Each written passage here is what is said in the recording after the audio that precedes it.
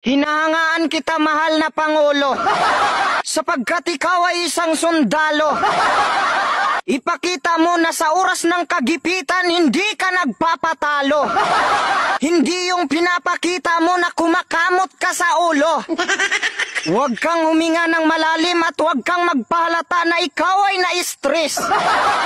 Bilang isang sundalo sa paggawa ng paraan, kailangan ikaw ang pinaka-the best. Yan ang tinatawag na resourcefulness kung sa English. Katulad ko, palaging burnout dito sa amin, kaya palagi akong nainis. Tingnan mo naman yung cellphone ko, 5%. Pero kahit malapit na mag-shutdown, gumawa pa rin ako ng paraan para makapag-present.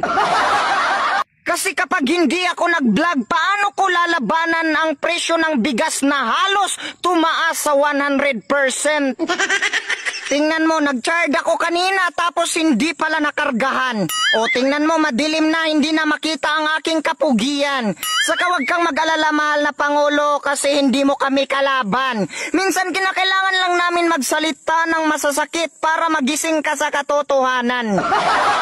Masasakit na salita isasabihin kung ang kapalit nito ay katarungan. Sapagkat mahirap mamuhay ng mapayapa pero walang kalayaan. Sa panahon pa ni Apolinario Mabini, ang Kongreso talaga ang may kataksilan. Bakit ganyan ang Kongreso? Parang wala sa katinuan. Sa panahon pa ni General Luna, sila na ang palaging kontra sa kabutihan. Paano mababago ang ating bayan kung ang mga sarili natin ang kalaban? Tingnan nyo nga naman, sinabi lang ni Gomez na ang naidudulot sa war on drugs ay kapayapaan. Nagagalit ang mga buhaya kaya siya ay kinakasuhan. Si Duterte na nga lang ang may malasakit sa bayan, tapos siya pa ngayon ang pagtutulungan. Kung ganyan pala ang Kongreso natin, sino pa ang magnanais na ipagtanggol ang inang bayan?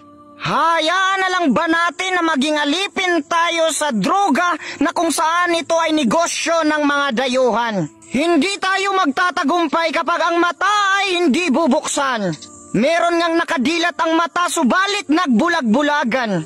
Sinasabi sa kartilya ng Katipunan na ang mabuti ay pinaglalaban at ang masama ay nilalabanan. Subalit ang nangyayari ngayon ay kabaliktaran. Matuto tayo sa ating kasaysayan.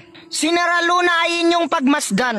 Nagiging matagumpay siya dahil sa kanyang pagiging agresibo at katapangan. Pero simula nung namatay si General Luna at si Andres Bonifacio, konti na lang ang sundalo ng Katipunan. Sino pa ang magnanais na sumapi kung hindi pala totoong tao ang kanyang pinagsisilbihan?